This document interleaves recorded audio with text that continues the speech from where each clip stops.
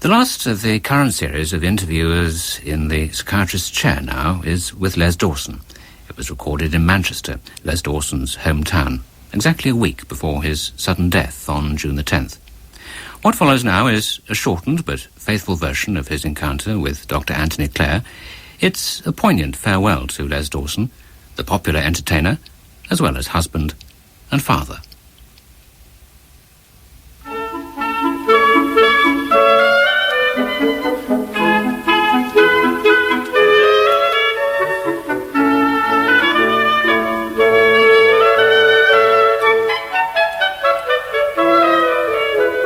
In the Psychiatrist's Chair, Les Dawson talks to Dr Anthony Clare.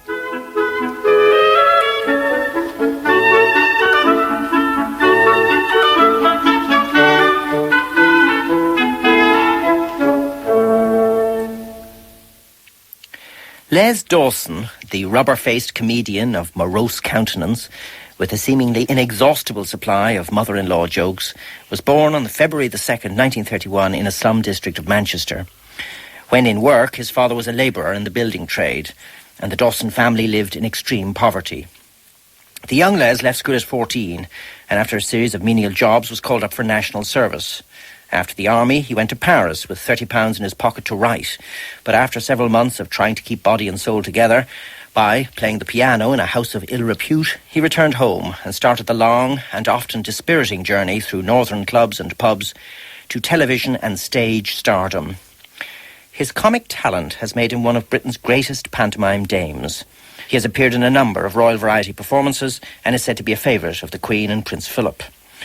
Les Dawson has 2 daughters and a son by his first marriage to Margaret Plant, who died in 1986 of cancer. Last year, he became a father again at the age of 60, following his marriage to his second wife, Tracy, who is 17 years his junior. Apart from 2 volumes of his autobiography, A Clown Too Many and No Tears for the Clown, the authorship of more than a dozen other published books testifies to his continued literary ambition. Les Dawson, in the first book you write, you contrast the earliest years of your life and where you are now.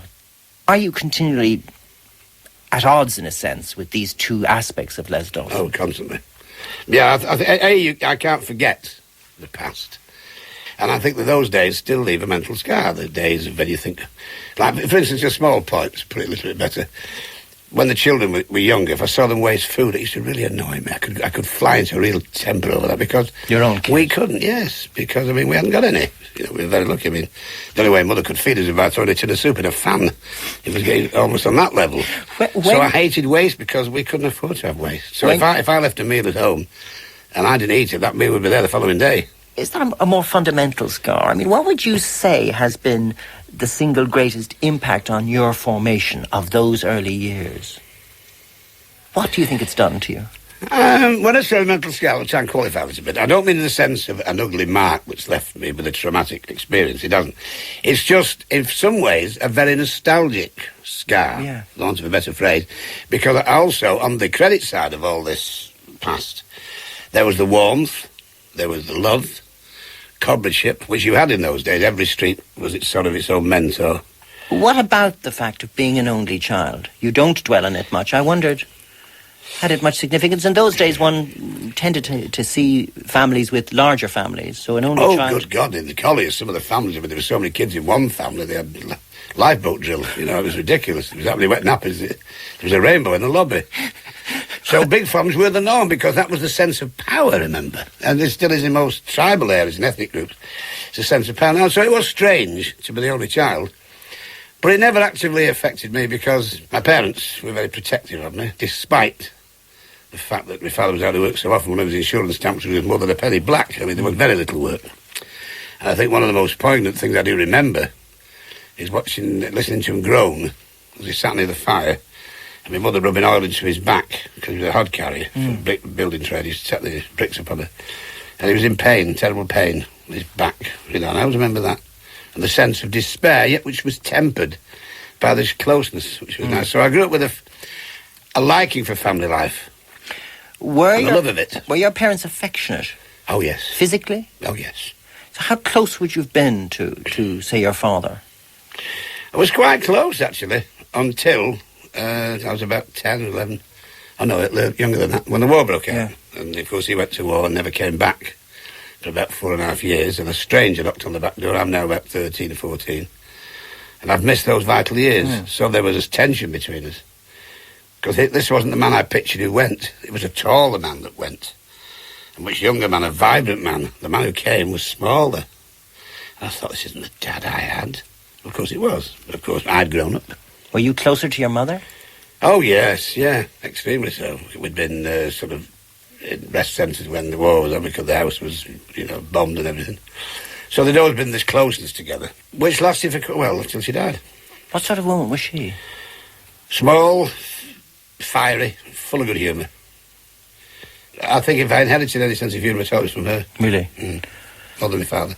Were either of your parents ambitious for you? I mean, you were an only son, you were living in a working class area. Did they have hopes that you would do something that they'd been unable to do?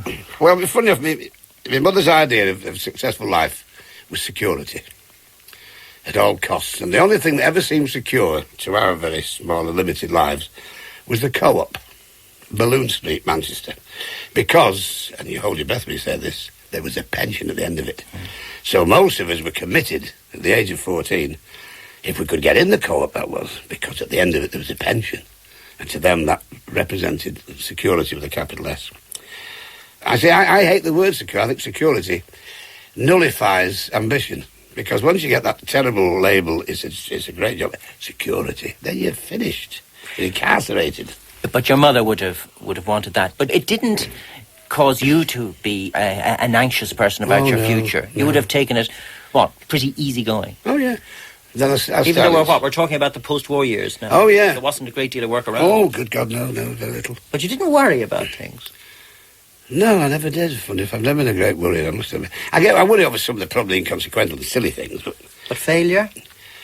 Well, to me, I'd been a failure in any case. I felt like a failure because I wasn't very good at anything. The only thing I could put together was words. I loved the English language. I loved the prolific backcloth of the English language. But, of course, to talk about poetry in the area I was brought up, it meant, of course, that you were wearing nylon stockings and a blouse. You didn't talk about things like that. You were, a hard man. Well, you had to appear hard, you see. When would you have had a sense that you had an ability to, to make people laugh or to make them notice you? Maybe at school. Why? What was it about? Well, the classroom jungle is a very profound one. And you fall into several little dockets, for the want of a better phrase. There's the quiet ones, there's the hard ones, there's the ruthless ones, and there's the ones who are always flitting from group to group, and they are the funny ones. Yeah. They are accepted in any social strata because you make them laugh. Yeah. So if a fella threatens you, you pull a face, and he goes, oh, wait, yeah. So it's an acceptance. If you're that way given with the extrovert, which I suppose it's an extrovert in all of us, you don't want to stay with one group. Get a bit bored with that one group. So to be able to make them laugh and to be accepted there and there and there was great. And I think it sort of broadened us out more than it did some of the others. That's an interesting aspect of you I was wondering about. I sensed, and I sometimes think it's an ability only children have, I sense that actually you relate to large numbers of people. Yes, I do. Rather than close groups. Yeah. I think you can get too close to it. You become very claustrophobic in a relationship. In other words, I like to have more acquaintances than 3 or 4 close friends. And I like to have a very broad net, to be honest with you. I prefer that. Maybe that's because of an insecurity of me who doesn't want to get too close, but I just found that once that starts, then it colours your own characterisations of things. There's a strange process involved in it, in the sense that just linking it with the moment with your mother's preoccupation, understandable preoccupation with security, but actually being a comic, just the process of actually making a joke itself teeters on security and failure. Well, what I tried to do for a fairly early time, before I started getting recognised, was to try to make a word picture. For instance, I used to use a thing in the opening of the act to give it a rough idea. I used to say, the ashen-faced mourners hunched closer together as the cold grey fog embraced them in its clammy shroud. The wind howled like a lost soul in dire torment, and from beyond the dark, brooding, rain-sodden hills, a demented dwarf strangled his pet raccoon. 1, 2, 3, on a wonderful day like today. Which, I mean, looking back, I was wondering if I ever got out of these clubs alive.